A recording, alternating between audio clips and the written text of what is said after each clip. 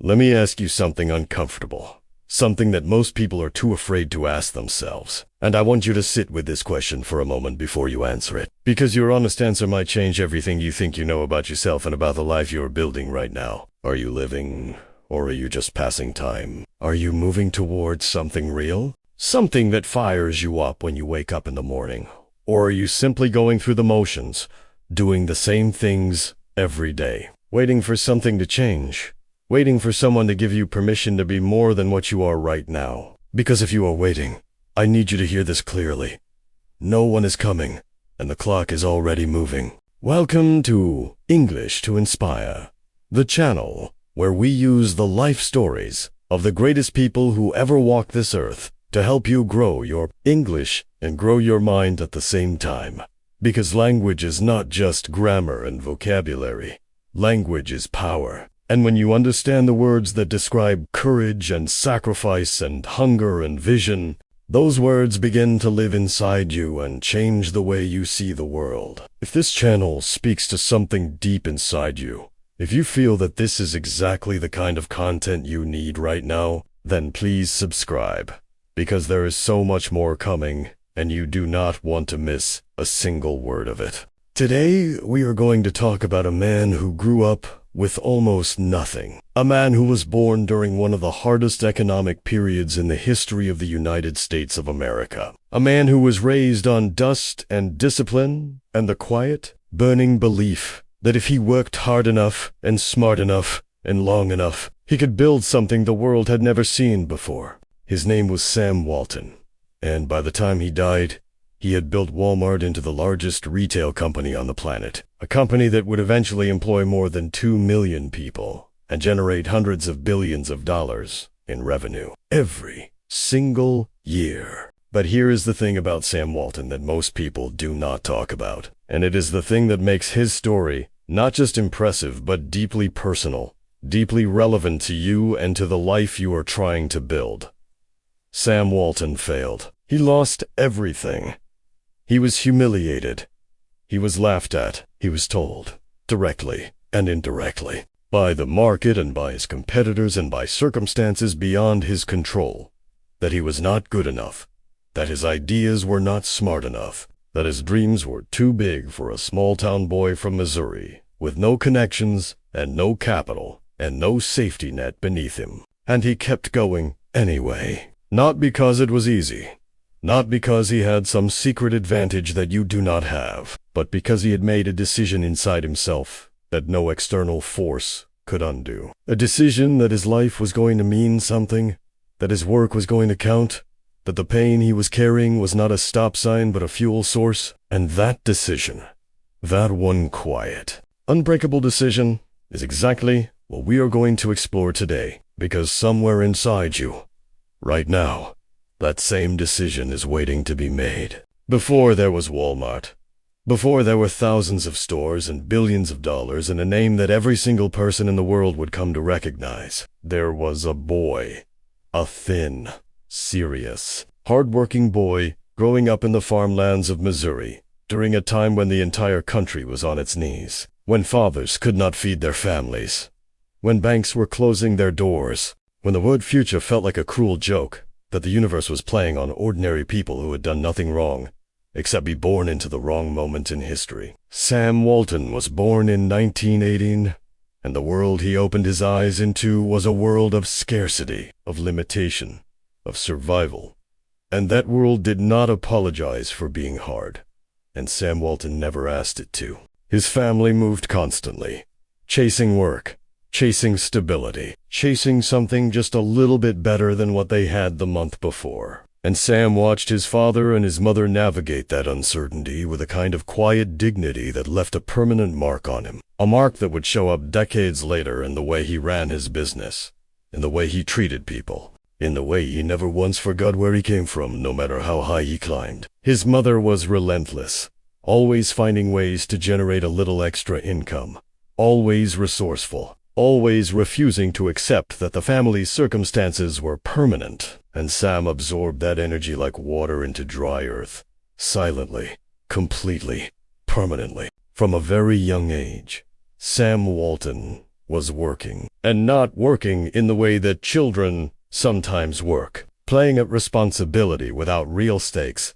but working with genuine urgency and genuine purpose, delivering milk before school in the early morning darkness, selling magazine subscriptions door to door on weekends, running a paper route through rain and cold and heat without complaint and without excuses, because every coin he earned was a coin that mattered, a coin that represented not just money, but proof that effort produced results, proof that the world would reward the person who refused to stand still and wait for things to get easier. That lesson, so simple and so obvious, is one that millions of people hear and almost nobody truly lives. What Sam was learning during those early years was not just how to earn money.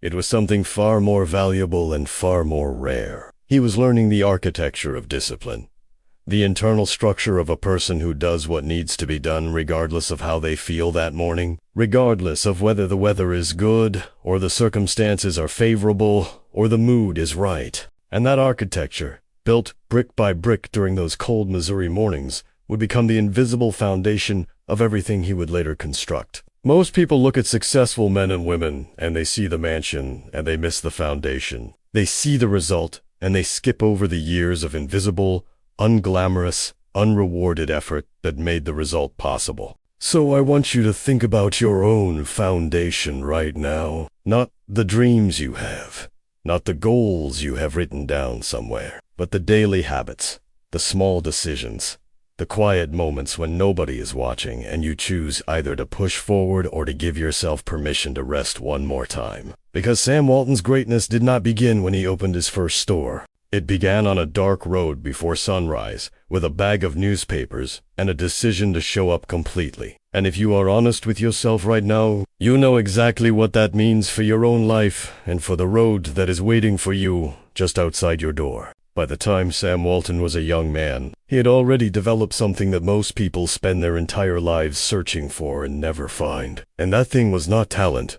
It was not luck. It was not connections or family money or any of the advantages that we like to tell ourselves are the real reasons why some people succeed and others do not. What Sam had developed was a ferocious, almost irrational hunger to understand how things worked, how businesses worked, how people worked, how the relationship between a store and its customers could be built into something more than a simple transaction, something closer to a bond, a loyalty, a reason to come back again and again. And he carried that hunger with him into the United States Army, through World War II, and straight out the other side into the civilian world, where he was ready, absolutely ready, to build something of his own. In 1945, Sam Walton was 27 years old. He had a young wife named Helen. He had a small amount of savings. He had a burning desire and a head full of ideas. And he walked into a Ben Franklin variety store in Newport, Arkansas, and he made a deal to take it over. And from the very first day, he treated that small, unremarkable store in a small, unremarkable town as if it were the most important business on the face of the earth. Because to him, it was his. And ownership changes everything about the way a person shows up. Everything about the level of care and attention and creativity they pour into their work. And Sam poured everything he had into that store from the moment he unlocked the door on day one. He studied his customers with an intensity that his competitors found strange and unnecessary. He visited other stores constantly to understand what they were doing and how he could do it better. He experimented with pricing and with product placement and with the simple, powerful idea that if you give customers more value for their money than they expect to receive, they will reward you with something no advertising budget can buy, which is their trust. And Sam built that trust one customer at a time in Newport, Arkansas, until that little Ben Franklin store became the most successful Ben Franklin franchise in the entire region. A fact that made him proud, but also hungry, always looking at what was possible next, rather than celebrating what had already been achieved. And then the floor fell out from under him completely. Sam had made a critical mistake when he signed his original lease. He had forgotten to include a clause that gave him the right to renew it. And when his landlord saw how successful the store had become, he refused to renew the lease. and instead took the store for his own son. And just like that, in one brutal and perfectly legal move, Sam Walton lost everything he had spent 5 years building, the customers he had earned, the reputation he had constructed, the business he had poured his youth and his energy and his soul into. Gone, taken, finished, and there was nothing he could do about it except feel the full weight of that loss and then decide what kind of man he was going to be in response to it. And here is the question that this moment in Sam Walton's life puts directly in front of you. Because you have had moments like this too. Maybe not exactly like this, but moments where something you worked for was taken away, or fell apart, or failed in a way that felt deeply unfair. And in those moments, the question is never about what happened. The question is always about what you do next. Whether you let the failure define the boundary of your ambition, or whether you pick up whatever is left and walk forward anyway. And Sam Walton, standing in the wreckage of his first great effort, made a choice that would echo forward through decades and touch the lives of hundreds of millions of people. He chose to walk forward, and he never once looked back. There is a particular kind of pain that comes not from never having tried, but from having tried with everything you had and still losing. And that pain is different from ordinary disappointment because it carries with it a voice, a quiet and persistent voice that whispers that maybe you were foolish to believe in the first place. That maybe the people who played it safe and never risked anything were the smart ones all along. And that voice is not your friend.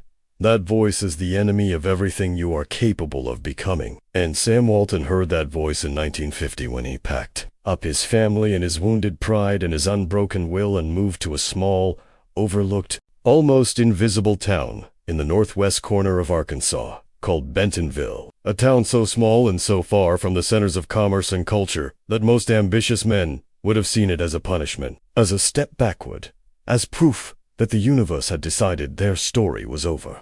Sam Walton saw something completely different. He saw a town with no real competition, a town full of working people who needed good products at fair prices and had nowhere nearby to get them, a town that the big companies and the smart money had looked at and dismissed as too small and too rural to be worth their attention.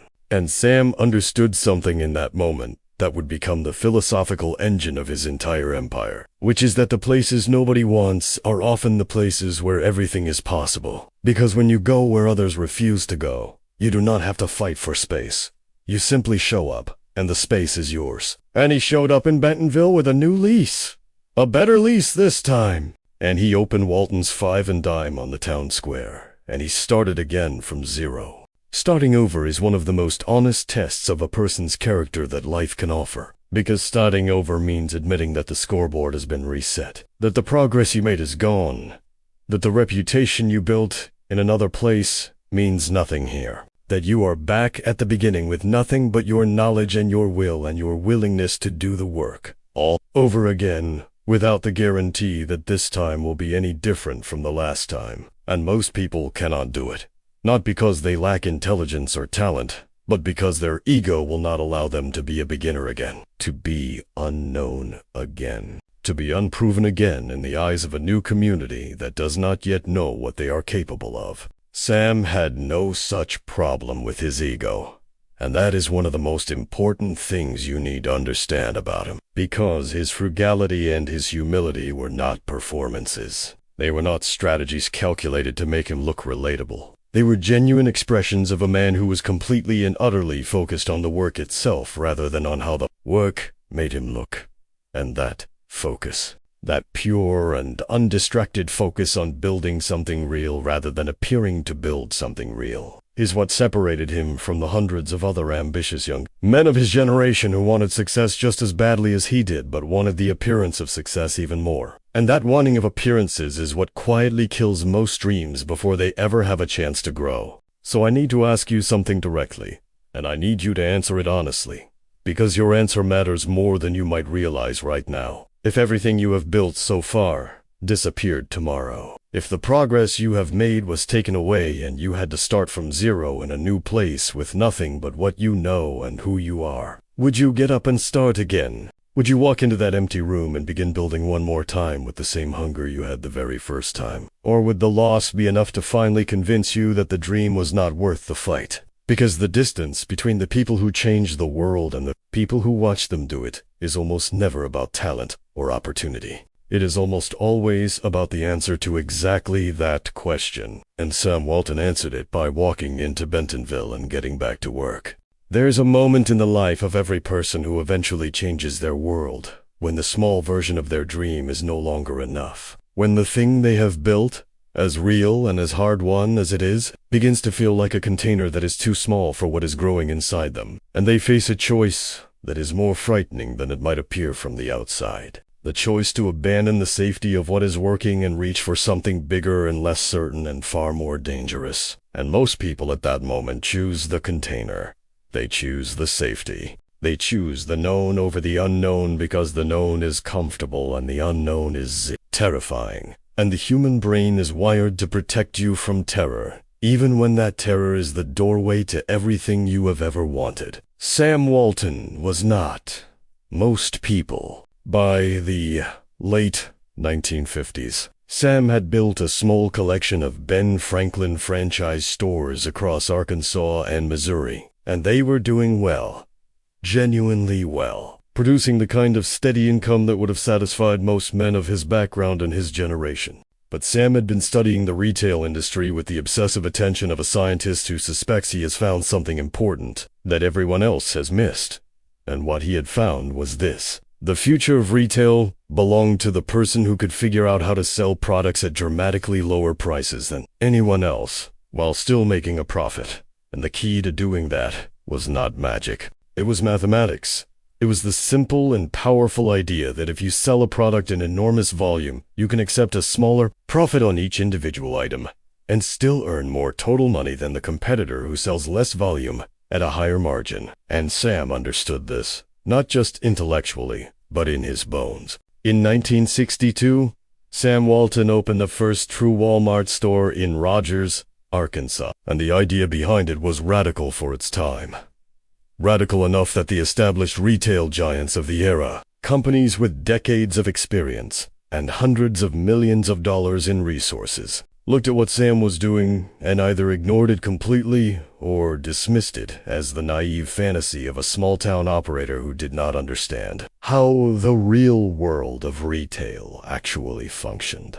And that dismissal, that comfortable and condescending certainty that Sam Walton was not a serious threat, was perhaps the most expensive mistake his competitors ever made. Because while they were busy not taking him seriously, he was busy proving them wrong, one store at a time, in one small town at a time across the American heartland. What his competitors failed to understand was that Sam was not just opening stores. He was building a system, a complete and integrated philosophy of retail that touched everything from the relationship with suppliers to the layout of the shelves to the way employees greeted customers at the door. And every single element of that system was oriented around one central, unwavering commitment, which was to give the customer more value for their money than they could find anywhere else within driving distance. And in the small towns and rural communities where Sam chose to plant his stores, that commitment was not just appreciated.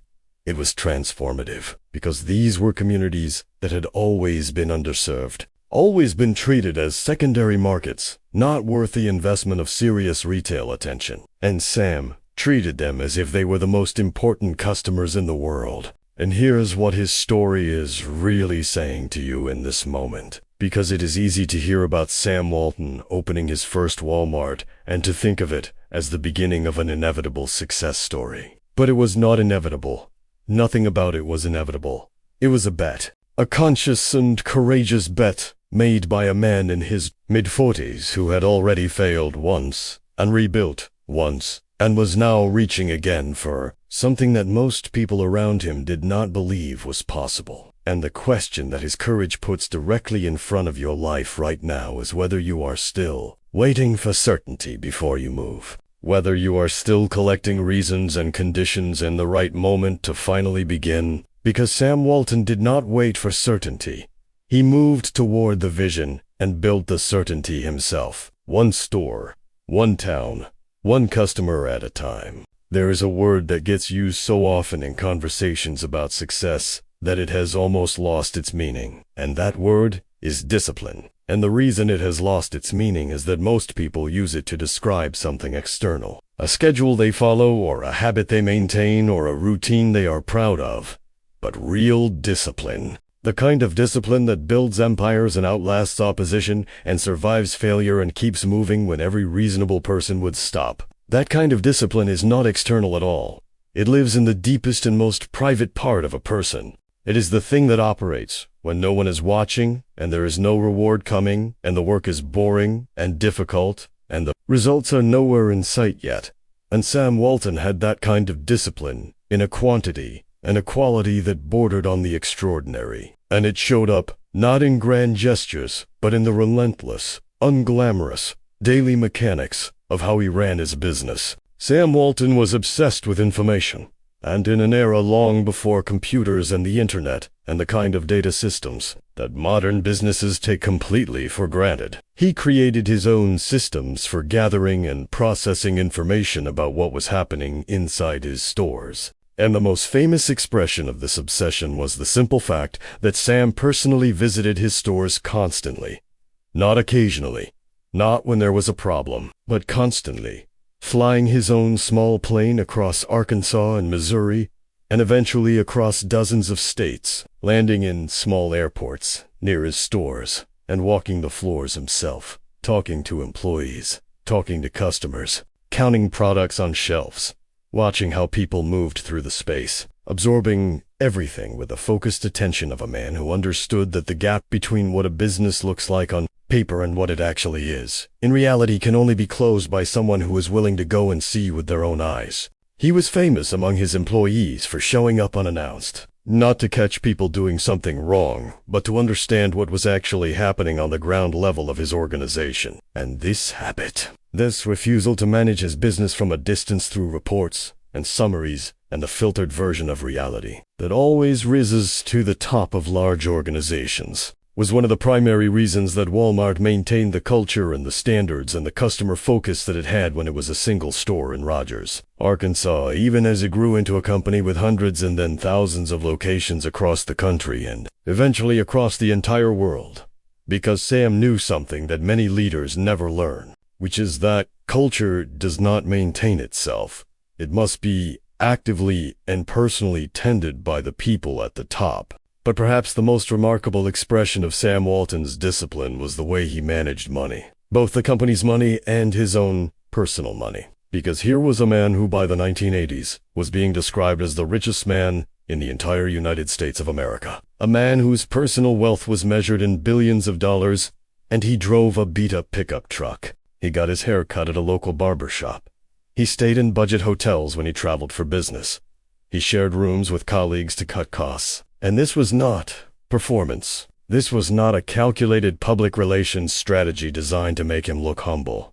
This was simply who he was, a man so genuinely focused on building the thing he was building, that the trappings of wealth held absolutely no interest for him whatsoever. And what this tells you about the nature of real success is something that the modern world, with its obsession with the appearance of success, with the cars and the clothes and the carefully curated images of a life that looks wealthy, desperately needs to hear, which is that the people who build the most are almost never the people who spend the most energy looking like they are building. They are the ones who are so absorbed in the actual work, so genuinely in love with the process of creating and improving and solving and growing, that they simply forget to perform success for an audience. And Sam Walton forgot so completely and so genuinely that he became the richest man in America in a pickup truck with a cup of coffee and a legal pad full of notes about what he had seen in his stores that week. And that image, that beautiful and honest image, should make you question very seriously what you are spending your energy on right now. There is a belief that runs through the world of business like a quiet poison, a belief so widely accepted and so rarely questioned that most people do not even notice it operating inside the decisions of the companies they work for and the leaders they follow. And that belief is this: that the people at the bottom of an organization are a cost to be managed rather than a force to be unleashed. that the men and women who stock the shelves and greet the customers and open the doors in the early morning darkness are interchangeable and replaceable, and fundamentally less important than the strategies being designed in the boardrooms far above them. And this belief, this cold and deeply mistaken belief, produces exactly the kind of organizations you would expect it to produce. Organizations that are efficient on paper and hollow in reality. Organizations where nobody truly cares because nobody truly feels that they matter. And Sam Walton looked at that belief and rejected it completely and permanently from the very beginning. Sam Walton called his employees associates. And this was not a cosmetic change. It was not a rebranding exercise designed to make people feel better without actually changing anything. It was the external expression of a genuine and deeply held conviction that the people who worked in his stores were not just labor. They were partners. They were co-owners, in the truest sense of the word. They were the living and breathing connection between everything Walmart stood for as a company and every single customer who walked through the door.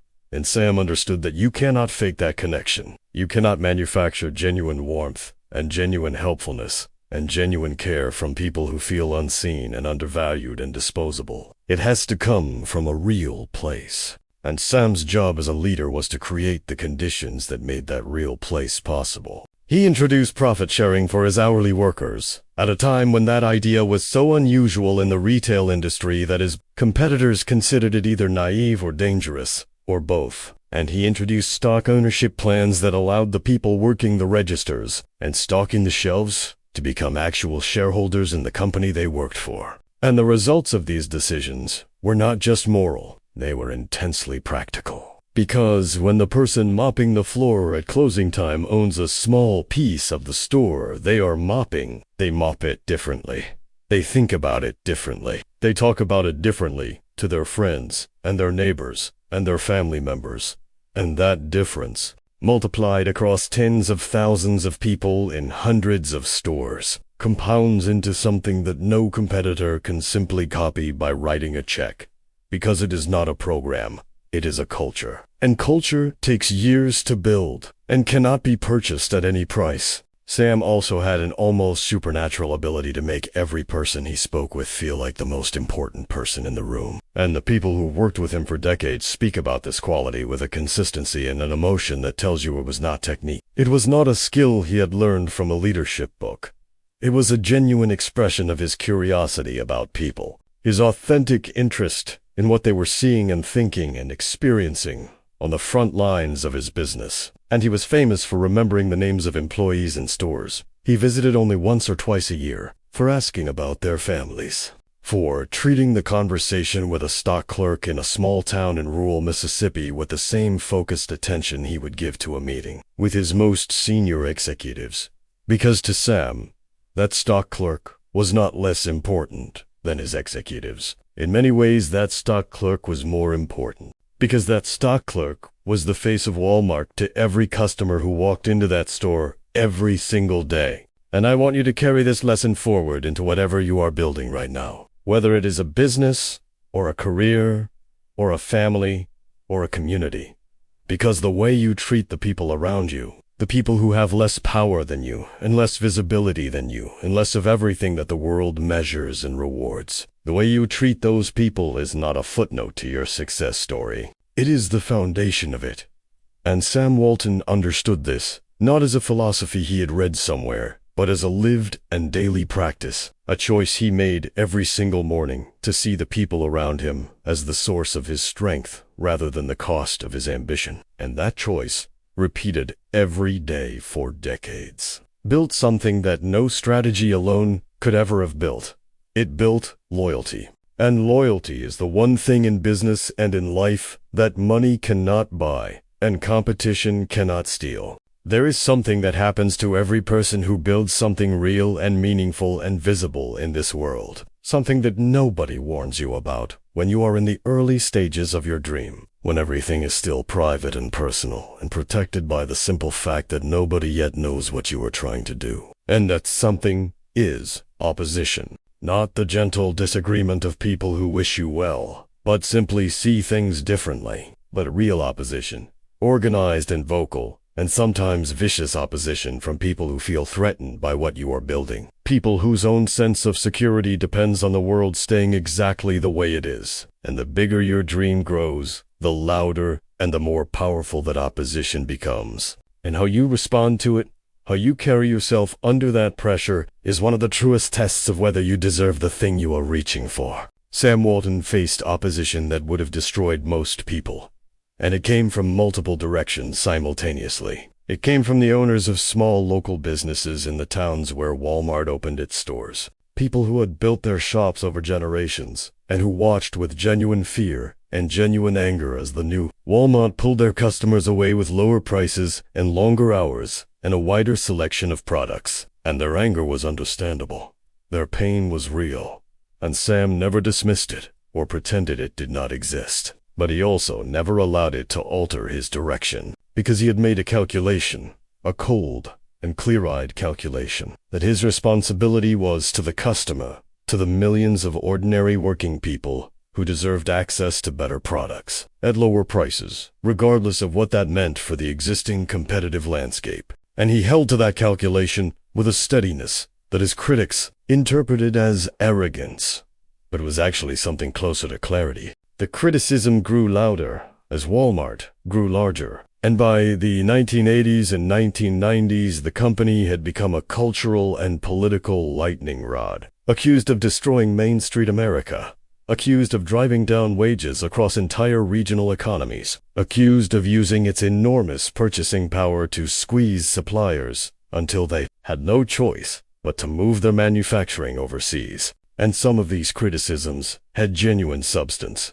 Some of them pointed to real consequences of Walmart's growth that deserved serious examination and honest response. And Sam Walton was not a perfect man, and Walmart was not a perfect company. And pretending otherwise would be a disservice to you and to the truth. But what is equally true and equally important is that Sam faced this opposition without losing himself, without abandoning his core beliefs, without becoming defensive or bitter or small in the face of people who wanted to define him by his failures rather than his intentions. What Sam demonstrated under pressure was a quality that is rarer than intelligence, and rarer than talent, and rarer than ambition. And that quality is the ability to hold your vision steady when the world is pulling at it from every direction, to listen genuinely to criticism without being destroyed by it, to acknowledge what is true in what your opponents are saying without surrendering the essential core of what you believe. And this is extraordinarily difficult to do because opposition does not arrive in a calm and measured form that makes it easy to evaluate rationally.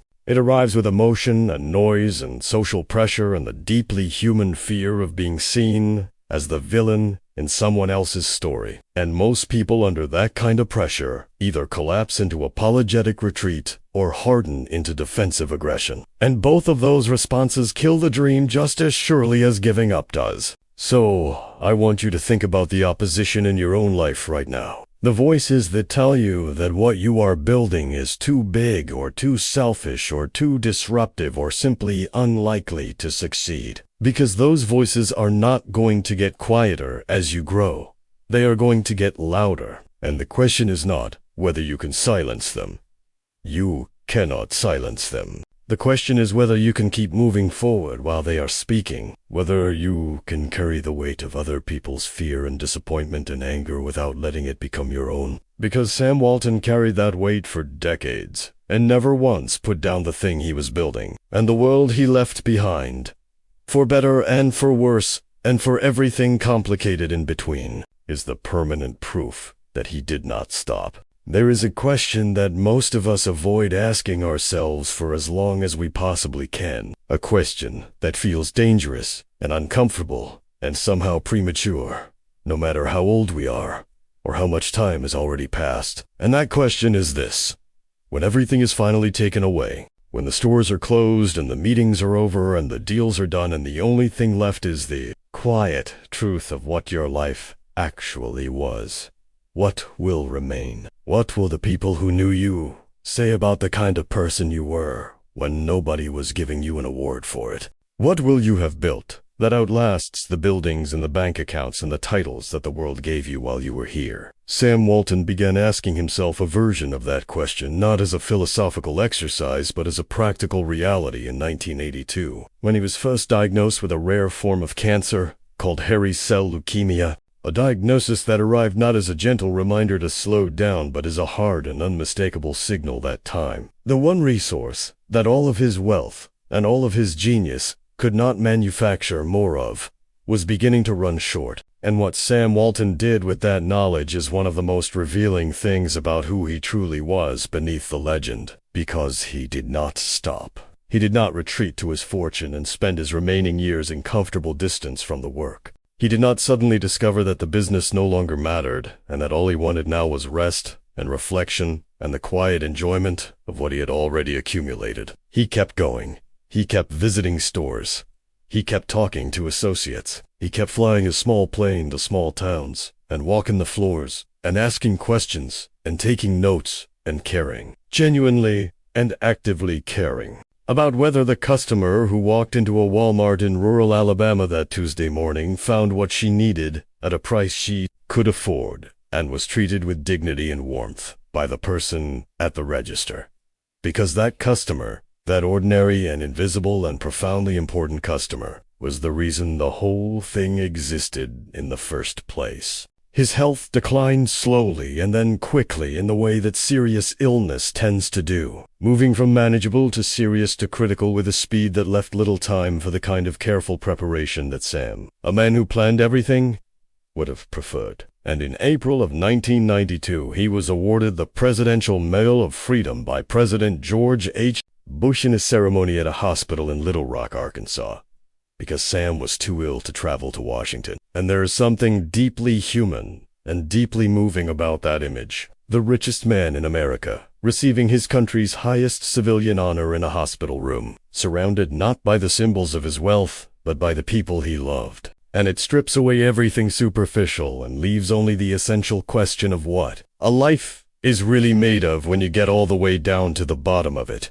Sam Walton died on April 5th of 1992. And he left behind not just a company, but a set of ideas about business and about people and about the relationship between hard work and meaning that continued to shape the world long after he was gone. And he also left behind something more personal and more difficult to quantify, which was the memory held by thousands of ordinary people, store managers and truck drivers and stock clerks and small-town customers, of a man who had more money than almost anyone alive and who still showed up, still cared, still asked your name and remembered it, still drove his pickup truck to the store on a Saturday morning because the work itself, the actual living, breathing work of building something useful for other people, was where he felt most himself and most alive. And what his final years ask of you is not pity and not admiration. What they ask is honesty, a deep and uncomfortable honesty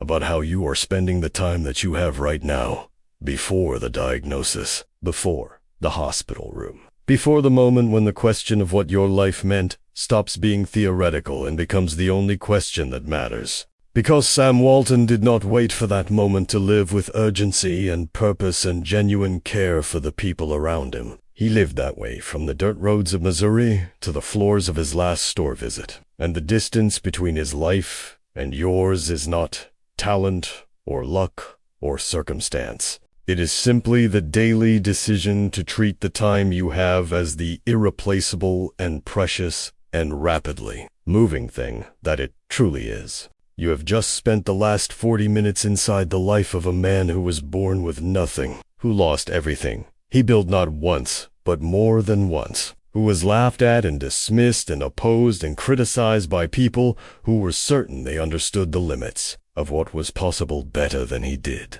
and who responded to every single one of those moments, not with bitterness, and not with retreat, and not with the slow and comfortable surrender that most people call being realistic, but with a deeper commitment to the work, a quieter and more unshakable belief in the vision, a willingness to get up one more time and walk forward into uncertainty with nothing but his character and his hunger and his absolute refusal to let other people's fear become the boundary of his life, And now the question that everything you have heard today is pointing toward is sitting directly in front of you. And it is time to answer it honestly. What are you doing with your time right now?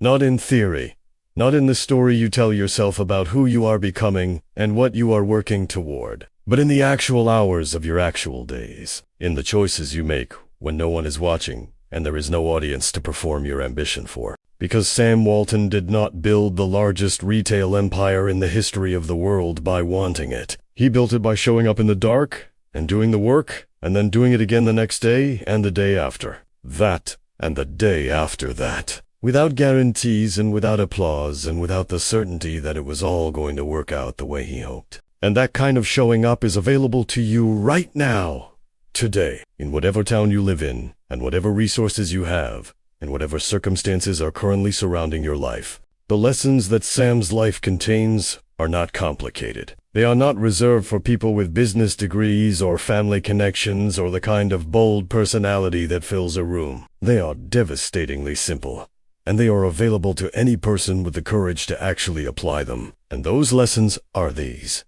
Start where you are with what you have. Treat every person around you as if they matter, because they do.